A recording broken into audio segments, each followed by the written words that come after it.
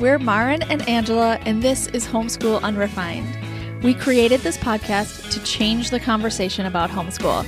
This is a place where we encourage each other to do less, be ourselves, embrace natural learning, and keep homeschool simple, real, and fun. We're longtime friends, Minnesotans, and practiced homeschool parents with our master's degree in education. We are an inclusive and non-sectarian podcast and community. We believe Black Lives Matter and affirm LGBTQ plus families. We hope this is a place where we can all learn and grow together. This is episode 163, personal updates and 3 tips for a successful fall. Hi, all Maren. right.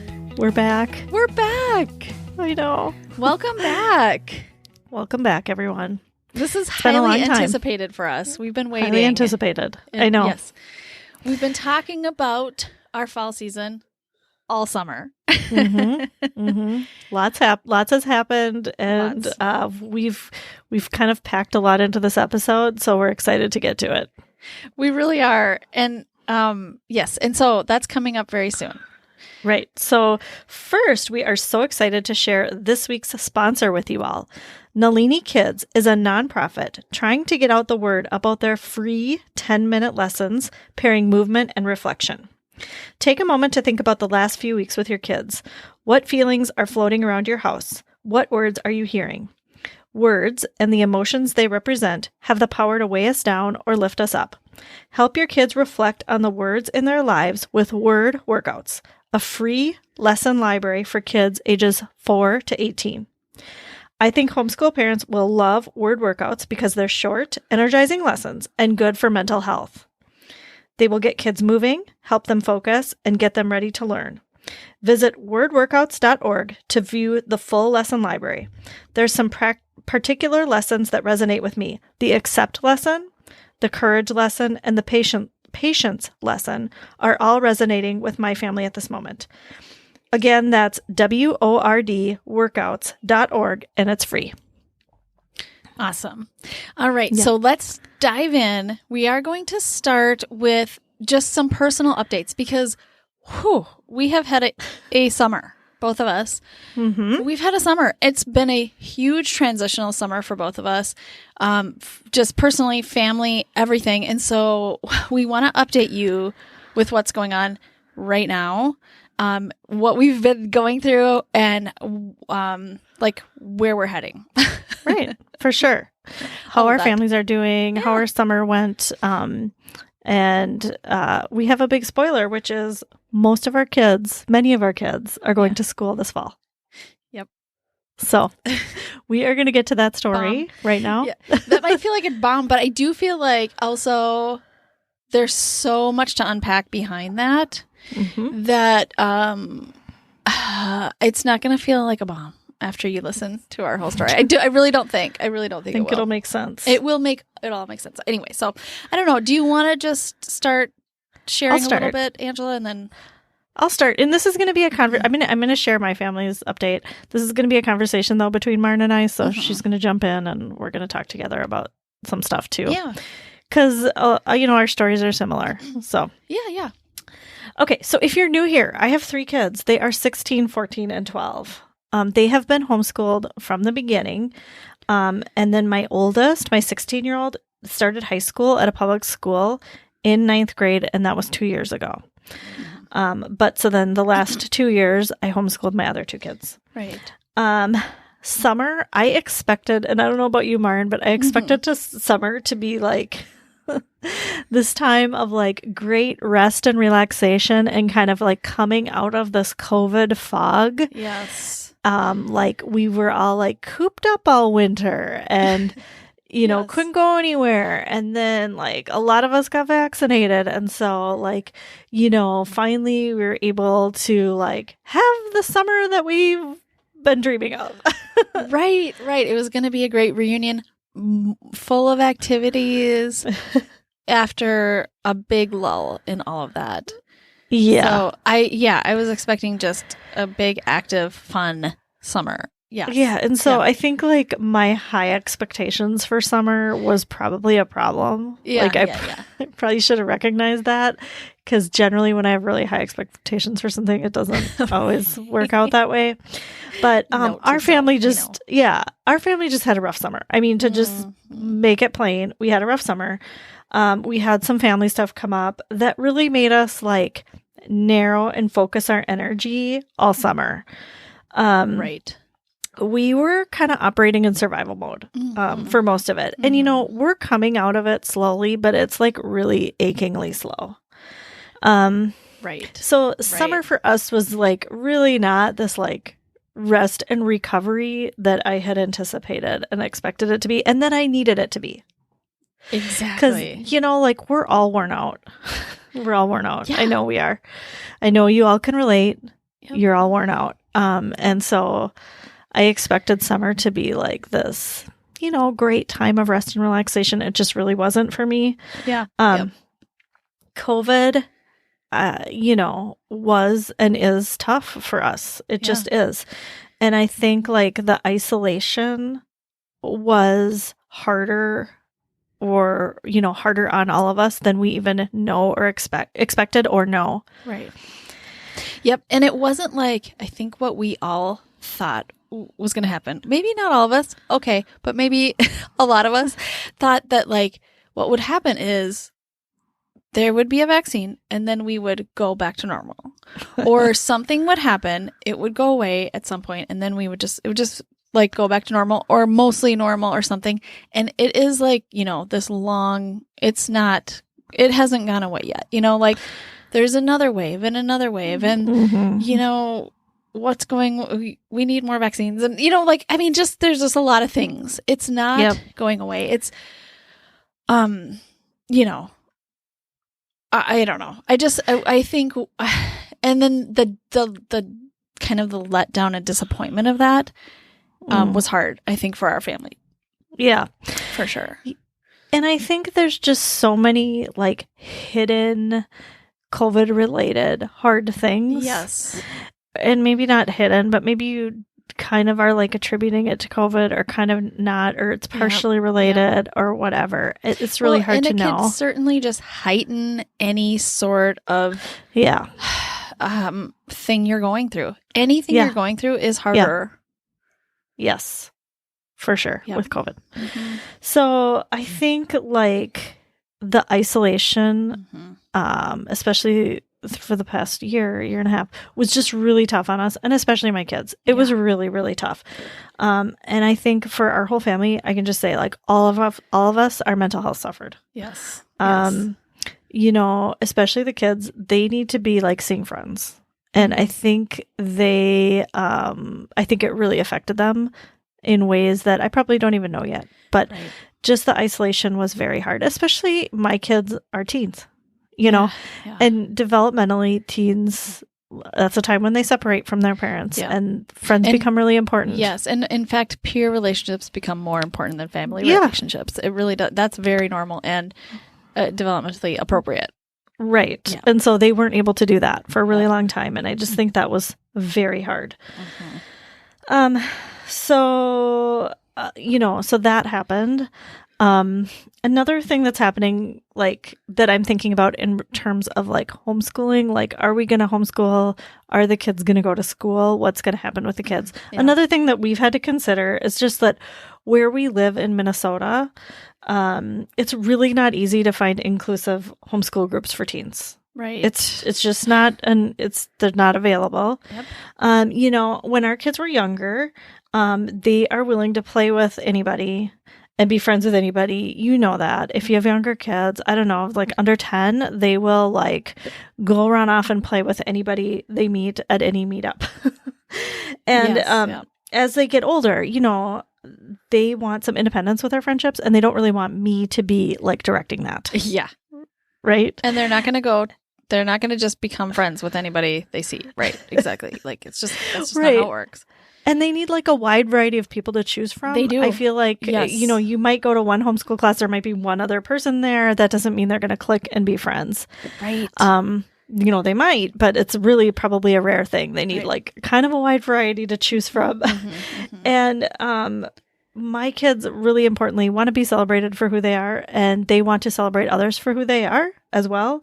And so our family is just no longer willing to overlook the lack of inclusivity in homeschool groups. We're just no longer willing to do that. Yes, exactly. We are no longer willing to pretend that most homeschool groups don't like either explicitly or implicitly leave out whole groups of people. Yep.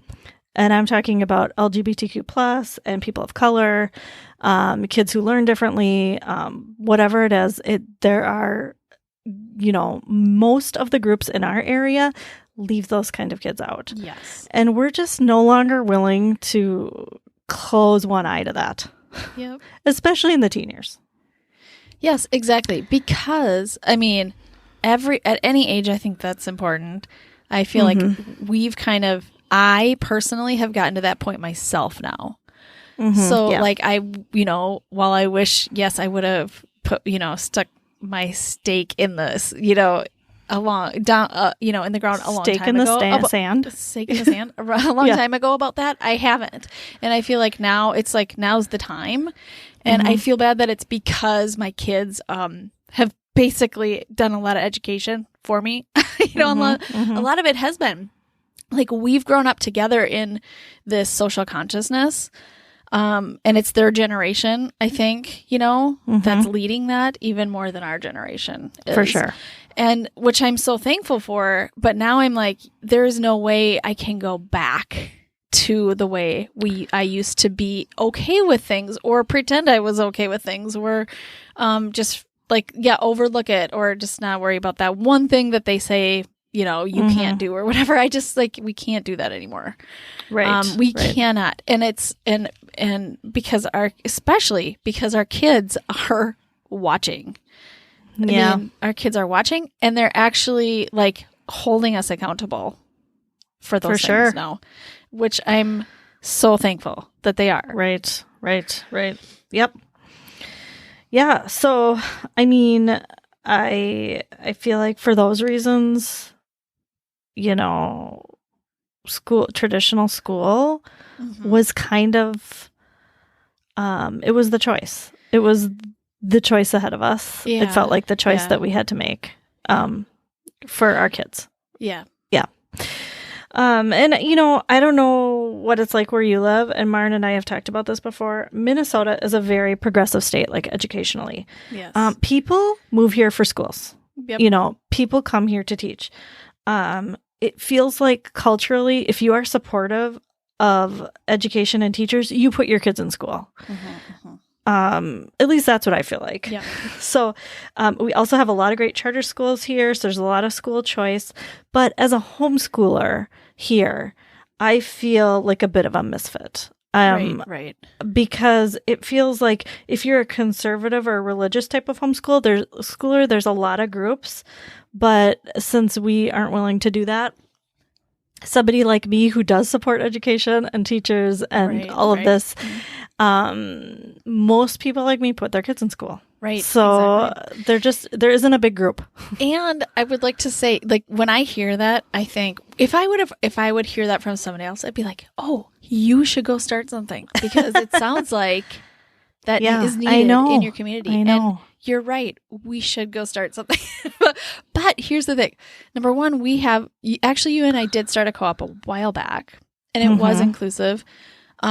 We did it for a year and it was really hard work. It was a lot of work and it really did occupy so much of our time that I didn't feel like I was doing a good job of homeschooling and podcasting. And we were kind of like, at the end of that year, we were like, we need to either continue podcasting or do the co-op. So anyway, we chose the podcast. It's a lot of work to do a co-op and I don't wanna.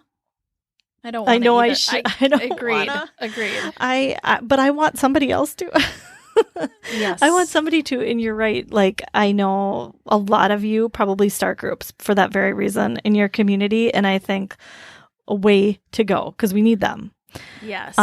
It just was so much work for me and not the kind of work I enjoyed. So right. we didn't keep that up. Yep. Yeah. Totally. So, my kids this year, it was really important for them and us that they are around people, around groups of people. And so they chose to go to traditional school this year. And Jeremy and I like fully support that and also think that's the best choice for them right now. Yeah. So, this does come with a lot of grief. Yes. For me. Totally. Mainly because this season of life is over, for me. Right. I love homeschooling and I would have loved to continue. And in fact, like my kids would have loved to continue too if they had like friends, or groups of people. They would have loved to continue. But so we are like giving up a lot. We're giving up a lot, which is mostly like freedom to choose how and what we learn. Yep. We're giving up sleep. We're giving up like a balanced life and routine and schedule. We're giving up an ability to travel. All these things were really important to us, and we're giving that up. So there's some grief. I also have to do a lot of advocating for my kids and their various needs, which I just feel like is a whole new job. It's work. So, I don't a whole think new job. that it's necessarily easier to put your kids in school. Well, I shouldn't say that. There are some parts are easier and some parts are harder. So I feel like it evens out. I wouldn't say it's all the same amount of work either. It's not exactly the same, but I do feel like some parts are harder. I agree. I feel like, homeschooling for me feels like a lifestyle, and it's something that I probably will never give up. I feel like a lot of the same things that I used to do as a homeschooler, I still am doing as a traditional school parent. Yes. I don't feel like my life got easier. I just feel like the hours changed. Honestly, I am now doing the same things for like in the morning from like 6:30 to 9, and then at night from like 3 to 10. Yeah.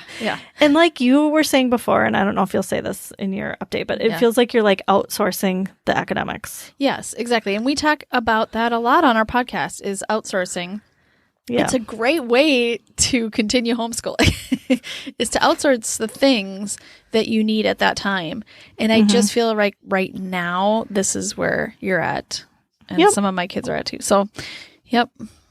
And, something else I was just thinking of that I've said before, but, our kids, or my kids and yours too, know that, like my kids know that I will always support whatever educational choice we all make at the time. And so like if something isn't working out, we can switch things up. Yes. They are not like glued to this school that they're at forever. Right. And so like they're making this choice. Yes, they're making that choice. And I think that is a huge difference between public school. Yeah. Every other public school kid, I think. Most other public school kids. Yeah. I mean, and it is a marked difference in like the energy I think they bring to going to school. For sure. Because they're choosing this because they want to, and they know if it doesn't work out, we can do something else. Right. So they do bring a little bit different energy.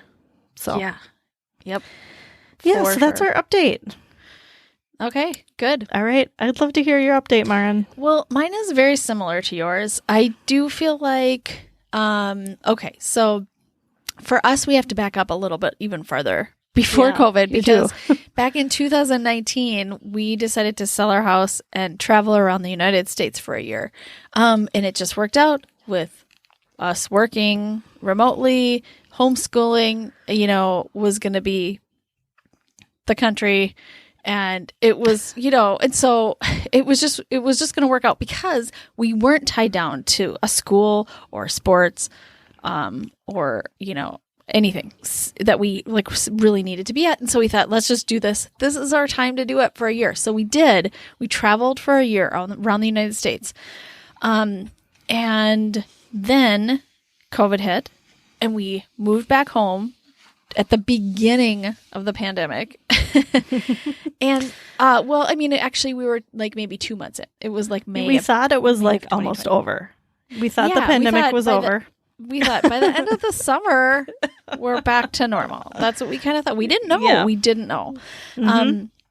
And so, even just like, so I think traveling for a year in and of itself, while it was super exciting, just like a plethora of learning everywhere we went, like amazing in so many ways. We did lose our community, like the friendships we did have, because our kids were younger too at the time. It's not like they were, texting or whatever. They weren't even really gaming with each other. It's just like there weren't things to connect our kids really with their friends back home. And so even just like our neighborhood, we didn't have a neighborhood where we would see the same people every day on our walks or, play with the kids in the neighborhood. And I mean, they're just things like that our tent poles were gone. And so we were so looking forward to coming back and reestablishing that. And without any intention to do anything besides homeschool. Like, had really no intention. Although I did have I actually had 2 kids who wanted to try school. Like, at some point, they wanted to try school. They even did go to school for 2 months while we were traveling, because they were like, let's try school here, because it's just like a great place to try it out. We're not going to stay here. There's no commitment. We'll just see what happens, right? So 2 of our kids tried school for like 2 months while we were traveling. And it was a great experiment. It really was. It was a good experience to try that out. But like there weren't still established relationships or, things that would connect us to the world really, relationally. And so then we came home and, the world was still just, and actually it was shutting down even more and longer, we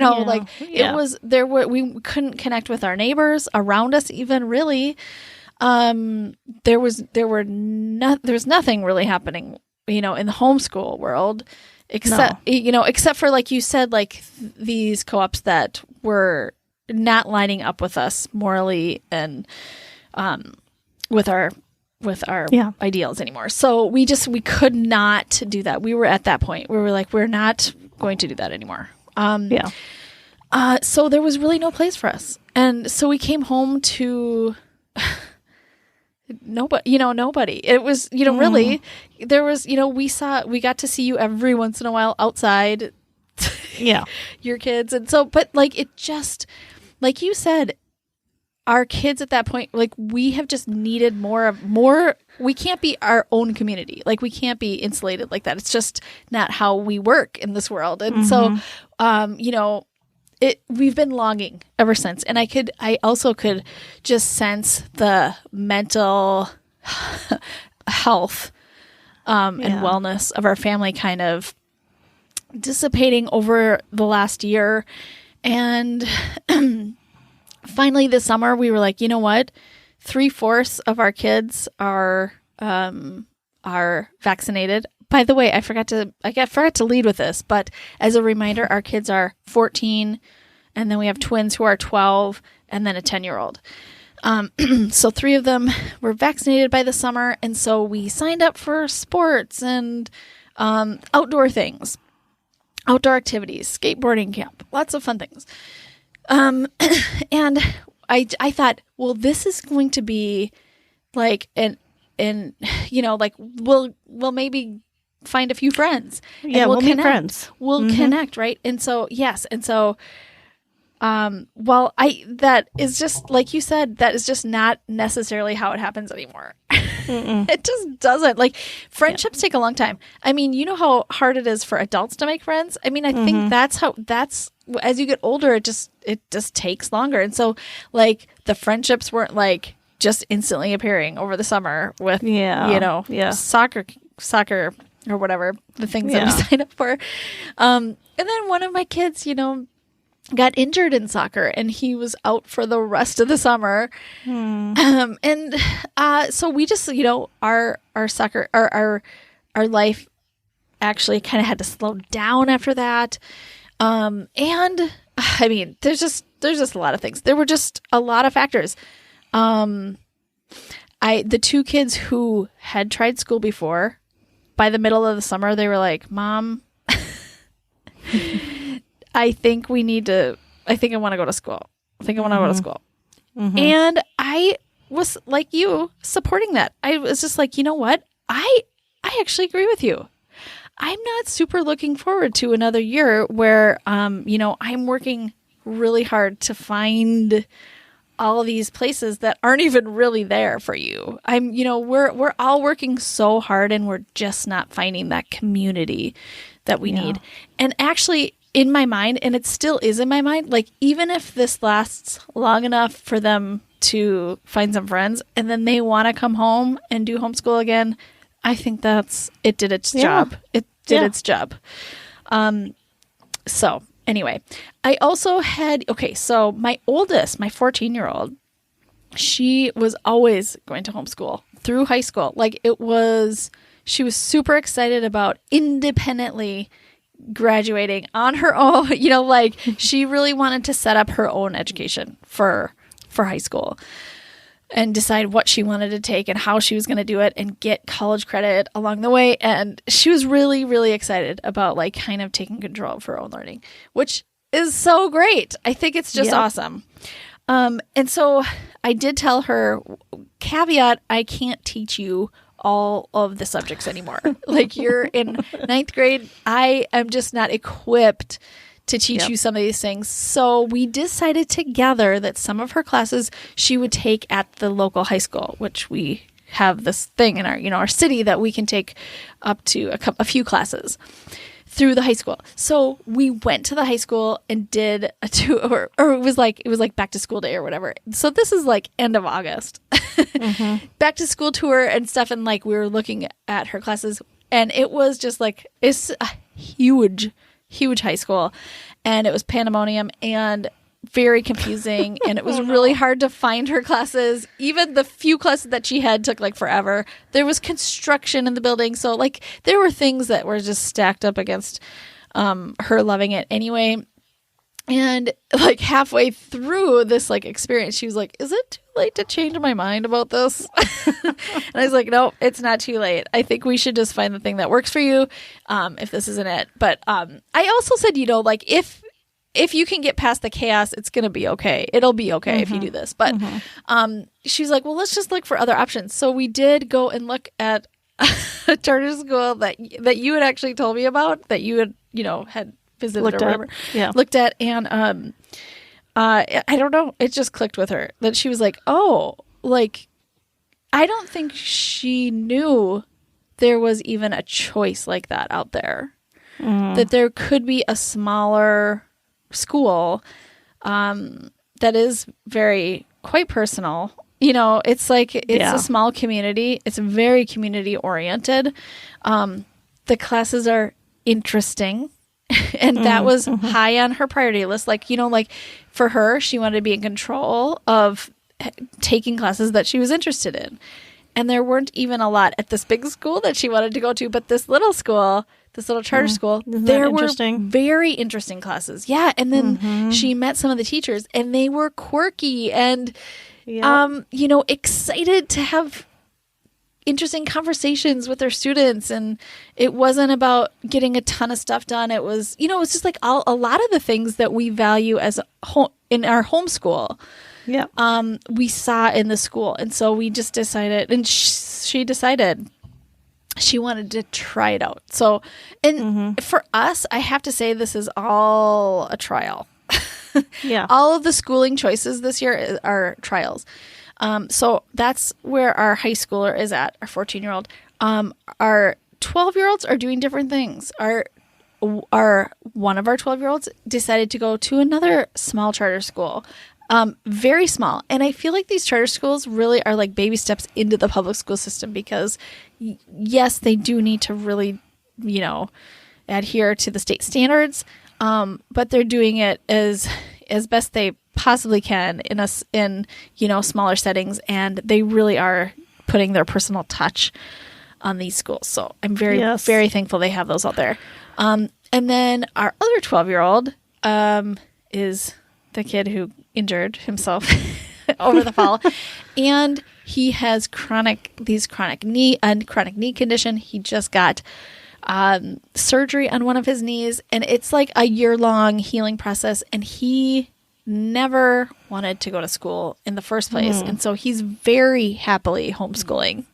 And who knows, continue to do that forever, but I'm leaving it up to him. I'm leaving it up to him, although I am, when it's just the two of us at home now, it's different.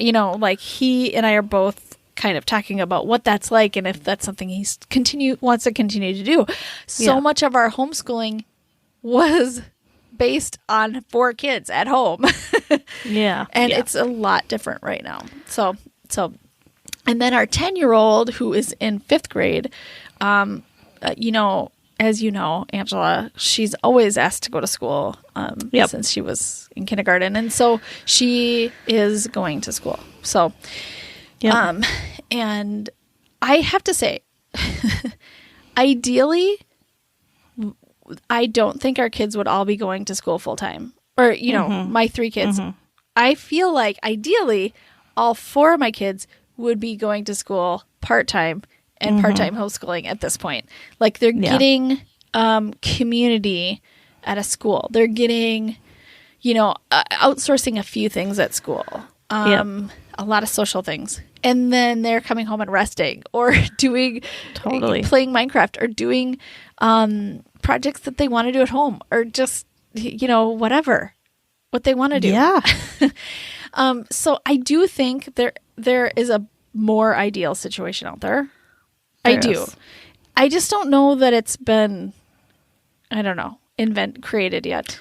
Well, in our area, for sure. For sure in our area. I would love to hear if anybody else has it. And I know that it's possible. I know that schools are offering for homeschoolers to come in and take these classes, but I don't think that's the ideal either. Because it's just so different. Like most kids are not doing that. We would for sure be the only ones in our school district doing that. Yeah. That's how weird it is right now. And that feels, I don't know, it doesn't feel as good. It doesn't feel good to be the one doing that, just the only one. Right. Yeah. Right. And I think it would be great for so many kids. Anyway, we'll probably have a podcast about that topic at some point because we have so many thoughts about ideal situations for learning. For sure. Yes. And so anyway, but I am at this point, I feel like homeschooling wasn't ideal for those kids either. Those 3 kids especially. They had needs that just, especially because of our disconnect from community for the last 2 years, were not getting met. And I couldn't meet them anymore. I couldn't. Yeah. And that's it's not something homeschoolers talk about a lot. We are going to talk about it later this season. But, the work you do as a parent to get them friends. Yeah. It's as a homeschooler is a lot. It's a big part of your job. Yes, exactly. Yes. When they're older, especially. It's built into school. Now, I don't think the built-in community at school is ideal either. No. It's not. There are so many hard things about that. I don't think it's great that there are 25 kids, in one classroom with one adult or maybe 2 or whatever. It's just, and there's just not enough, I don't think, guidance, conversations about relationships and all that stuff. So I just think there's so much lacking, I think there too. Yeah.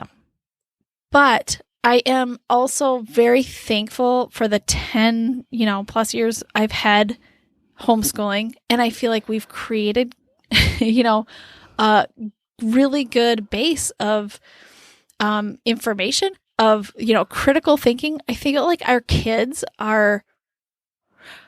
they're at the point where they're ready to take that on. The non-ideal world of school right now. Yeah. And with a lot of support from us still when they come home.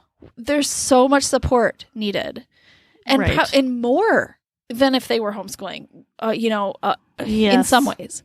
Yes. So much more. So, I think you and I both went into it knowing that was probably going to happen. We're both been public school teachers. And,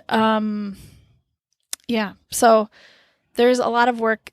There's a lot of, I feel like, homeschooling mentality and support and encouragement that's happening right now that just doesn't go away. It's like this intentional parenting, I think, that is continuing. It's just happening.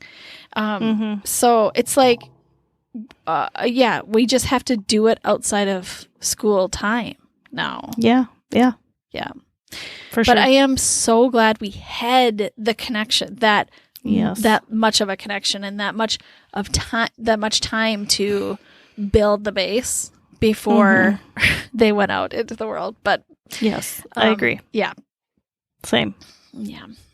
So anyway, that was probably longer than what I planned. That was great. Everybody wants to hear. Yeah. So I think that's great. And so I think we should move on to talking about what does that mean for the podcast. Yes. Because we have a homeschool podcast. And some of our kids are, yes, most of our kids are not homeschooling anymore. This year. But we wanted to say today. Today. Actually, can always change. Because let me just tell you, I've had conversations with at least one kid this week talking about maybe not public schooling anymore. So this could all change. And that's why I think it's almost, dangerous to say, I only homeschool. I only do this. Because if we're really listening to our kids, maybe it's not what they need. So, totally. It goes the other way too, I think. I would never want to say, well, we only public school now. Well, that's all we do. Because what if our kids need something different? So, I feel like I could have 3 kids back at home soon. I mean, who knows? I don't know. I really don't. Yeah. Okay, so our podcast is still here. We're still doing this. We're still talking about homeschool topics. We have together 20 years combined homeschool experience. We love education. We have a lot to share with you, whether you're homeschooling your kids or your kids are in school or you are intentional parenting or whatever you are doing. We have a lot to share. Right. And so we are still committed to that. Yes, exactly. And like I said, our mentality, the things we want to talk about aren't going to change. We're still here to talk about rocking your strengths, taking care of yourself, listening to your kids, following their lead and what they need. These are all things we still believe and want to continue to talk about forever. I mean, these are very important tenets of who we are. Yes. So for this season, we decided we wanted to have some conversations with people who are homeschooling right now. And so half of our episodes this season are going to be conversations with current homeschoolers, where we're going to talk about what their days are like and what kind of homeschooler they are and what they're using to homeschool and stuff like that. So you can look forward to that. And then the other half of our content is going to be more typical homeschool unrefined, stuff that we always talk about. Some things we're talking about this season are getting on the same page as your partner. Because we know everybody deals with that, right? The reluctant learner, socialization, what we don't do. We are going to be talking about those topics that would appeal to any kind of probably intentional parent, whether you're homeschooling or not. Right, exactly. And if you are solely homeschooling right now, this is all going to be very good for you. The interviews and even the episodes where it's just Angela and I, because we still believe all of the same things. And we're going to be talking about the same things that we always have been. So these are going to be great topics for you no matter where you're at. Yeah. And I also want to say, some of you might be like us, where you're half my kids are in school. Yeah. Or I've been considering this. Or I am back and forth as well, or whatever. Sure. And so we want you to also feel like you belong and you're still welcome here just like us. Absolutely. We're all in this together. This is tough. Yep. These are tough decisions. So we want to process through with you. For sure. And we want to normalize this too. We don't want to move on from last year without talking about how hard it was. And talking about how it's, changed the direction of where we're going. And I think that it's so important to change where you're going if that's what's needed. For sure. I think it's really easy to stay with the same thing because you've always done it. And I know this is hard, wherever you're at right now, it's hard because of where we've all been, Yeah, that's so true. So anyway, we just want to kind of like get it out there and start the conversation because we don't necessarily hear this much anywhere else. And so like, this is the place where we can do that. Yeah. Yep. And so we would invite you to join us on Patreon because our patrons have kind of been through this with us this summer. They've already heard all this stuff. They have been through some ups and downs with us, and they have supported us. And so we're so grateful for them. If you are interested in joining us on Patreon and knowing some updates first and we're now doing 4 extra episodes a month. And having a community of like-minded people, that's $5 a month only. And we just think it's well worth it. And you can go to patreon.com/homeschoolunrefined. Yes. And besides the 4 extra episodes, sometimes we're going to be doing some of those live. Oh, yeah. So we'll be having coffee hour lives every once in a while. And also we have great discussions on Patreon too. So so we do like to we really like to build that community up. This is a place for you. I just want to go back just briefly and explain because we're having 4 extra episodes a month and I want to explain what they are. 2 of those are Q&As. So if you have questions for us about your specific situation, you can submit those and we will answer them in a Q&A in 2 of the episodes. One is an LTW Extra where we talk about other things we're loving. And then one is a check-in with Maren and I, and that's more of a personal update about how things are going. So those are the 4 extra episodes. Yes. And we're so excited about those. Yeah. We love talking with our patrons for sure. All right. We are going to move on to 3 tips for a successful fall. This is going to be 3 things just to keep in mind, keep in the back of your mind to help your fall go smoothly and stress. I don't want to say stress-free because that might be unrealistic, but less stress. And more enjoyable. Yeah, and I would say like these are things that I think of like as a homeschool parent, but now that I have kids in school, I think they apply equally as well. Yes. So agreed. Yeah. So the first one is less is more. I would say, start doing less than you think. Yes. Start with less because sometimes less is more. You can always add more things as you go along. Yes. But like if you have an idea of like, I want to do these 10 things or these 7 things or 5 things. You laughed when I said 10, but sometimes there are 10 things. Oh, yes. Oh, completely. I'm laughing because it's true. I know.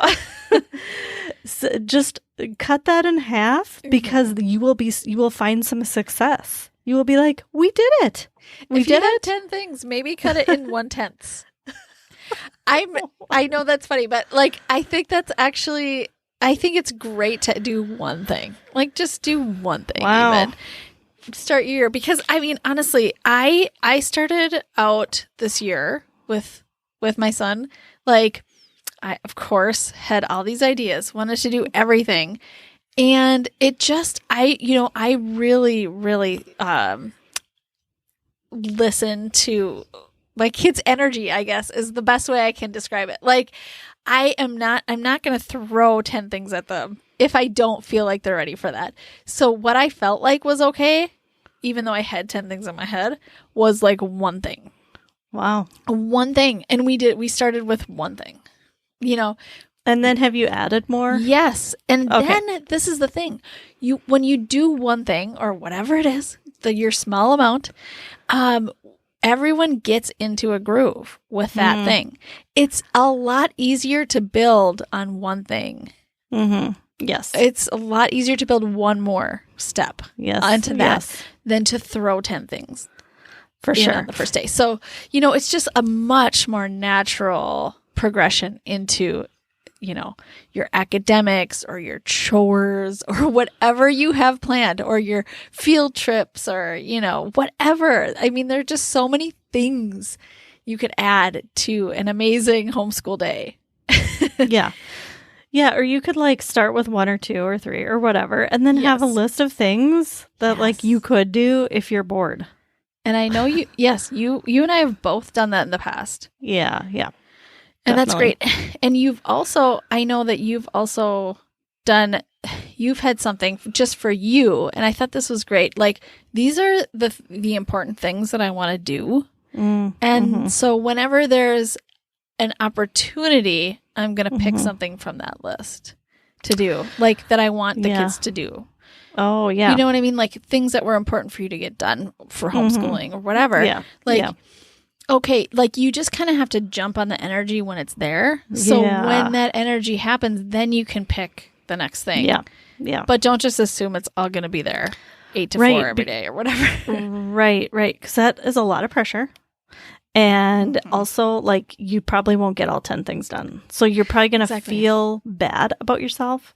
So we need to start small, because then you're we did it. We're good. I'm good at homeschooling. My kids are good at this. I'm good at this. Yes. All right. Yeah. Feel good about yourself. Feel good about yourself. Exactly. Yep. All right. Number 2. Okay. And this is a really good one. The parents' needs are equal to the kids' needs. You want this to be sustainable for you. So you hopefully are enjoying this experience as much as the kids are. Yes, this is such a big one, because I think a lot of people get into homeschooling and they have an idea of what it is that they think this looks like. Yeah. And I hear so many times people say things like, well, I'm not good at that, or I'm not cut out for that, or I'm not a good homeschool parent, or whatever. And, I want to, people might know that about themselves and be fine with that, whatever. But I think also what happens is people have an idea in their mind of maybe being a teacher in a classroom, right, with your own 3 kids or whatever. And you facilitating a lot of the learning. Exactly. And I think it does not have to look that way. It could look like you showing the kids what you love, or you using your strengths or the best parts of your personality. And I know, Maren, you are such a good example of this, because you are not a traditional, traditional, I want to say homeschool parent, but I also want to make it broader. Okay. You really embrace who you are. Yeah, I do. And I've learned that I have to do that. I have to. It's not really a choice for me. I just don't conform to a lot of traditional standards, I guess, especially in learning, I mean, I stepped it up during my own education. I really did. And I just feel like there are so many other ways to learn than to be sitting at a table. Why would we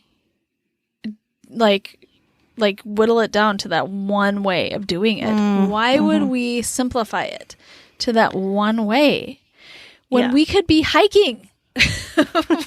We could be out, on a beach somewhere, or we could be out at a museum, or there's just life to live. And so, and that is learning.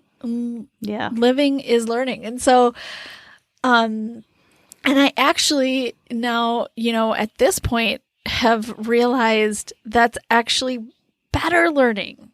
And we've learned that from experience, haven't we, Angela? I just think that has been much better learning than you could learn in a classroom or at your kitchen table, even sometimes, So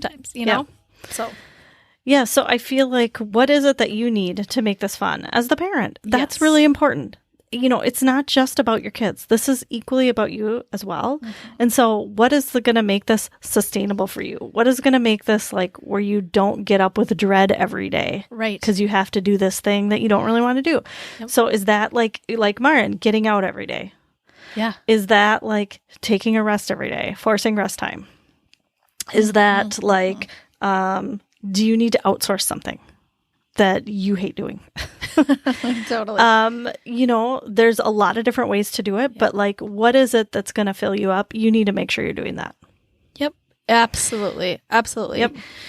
And that includes taking care of yourself too. So this like goes beyond just your time, even maybe with your kids.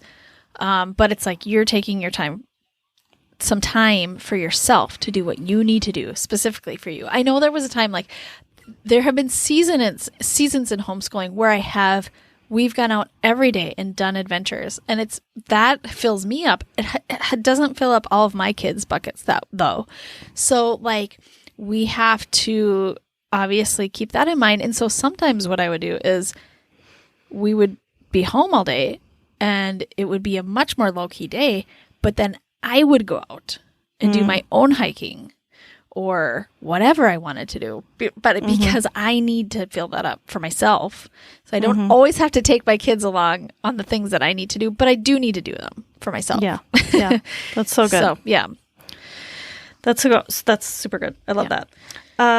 Number 3 is pivoting is your friend. I have really been leaning into this summer. Yeah. I have. Here's the thing, like, change is inevitable, right? We all know that. Change is inevitable. It's going to happen. Don't resist it. Welcome it, right? Yep. You are not going to do the same. You're not going to end the year with the same things that you started the year with. You're just not. Yep. Things are going to happen and you're going to be like, you know what? This curriculum isn't working. This read aloud is not working. This routine is not working. This bedtime is not working. My child does not like going to this class. And you are going to resist changing that. At least that's what I do. I resist it at first. I resist it, and especially if I've put money into it. I resist it. A class, a semester long class. Or a commitment of something. Or a curriculum that you plowed money into. Yep. And so that's why I'm very careful about spending money on those kind of things. Because spending money on something does not mean your kids are going to love it. I mean, there are some things your kids really will love that you spend money on, and you might have a really strong feeling about that. But if you're unsure, I mean, I think it's really important to like kind of think carefully about, spending money on something, and is it going to be something that you're going to push because you've put that money into it? Yeah. Or you've planned something out, or you planned with a friend to meet here with your kids, and now your kids don't want to go anymore, or I don't know, whatever it is. Yeah. Go ahead. Or they're having a hard time through something, and they just like going to a play date right now wouldn't probably be good for them. Yeah. Yeah. And are you okay with saying, we got to change plans? We have to. This is, that's, and it's okay. hard. It doesn't mean like you failed.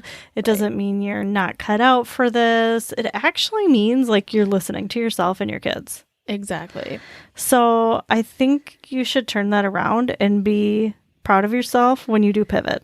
And I think it's important to remember, and I know you brought this up at some point this summer, Angela, in one of our conversations, just personal conversations, where you asked, like, why is it that in our society we really value sticking with something for so long? Yeah. And it is true. Like, we do that as a society. Like, if you've been in something, a job, a group, marriage, a sport, marriage, anything like that, if you've been in it for a really long time, there's some amount of respect that it's just, and sometimes that's like the one value that some people have. That's like their top value. Yeah, and if you stuck with it because you like it, that is awesome. But if you stuck with it and you really didn't like it the whole time, you don't feel that pressure. It is okay to switch jobs, switch homeschool curriculum. Yeah. Switch. Yeah. And if you're homeschooling, all the better, because you have that freedom. You have that freedom to do it today. Yeah, for sure. You can change what you're doing today. So, and it's okay if you've decided, okay, I don't know what's next though. That's okay too. Take a break. You can take a break. You don't need to know what's next. Yep. You can watch a YouTube video tomorrow if you want to. Take some time to think about it. For sure. You know, take a break before your next thing. Exactly. Okay. 3. Yay. That was our 3 things. Let's move on to our LTWs. Yes. All right. Angela, loving this week. Yes. What are you loving this week? Okay. I am loving, and I told you this before, Maren, so you're not going to be surprised. Yeah. I am loving, it's called gua sha.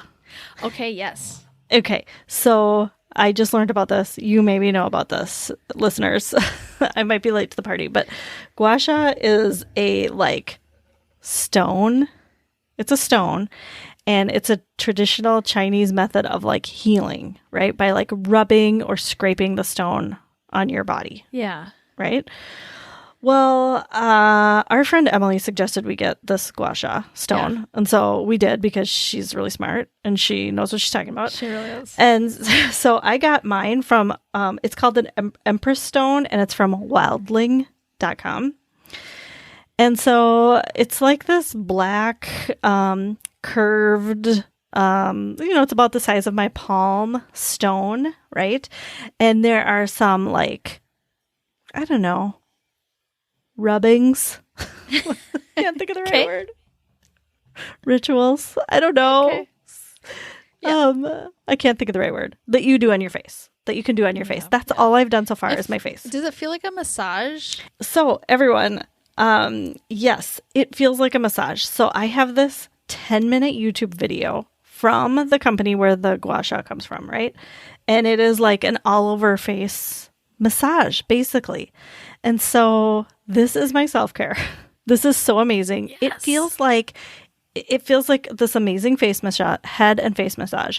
But then it also I don't know, it feels like that's enough for me. That it feels like that massaged my whole body when it was really just my face. Yeah. I don't want to oversell it. I mean, but it really is amazing. And also so it kind of I have a lot of tension in my jaw and I would say my head and my neck, Maren. That's why I want you to get it. Cause I know you have neck issues. I'm having some specifically this week too, which makes me yeah.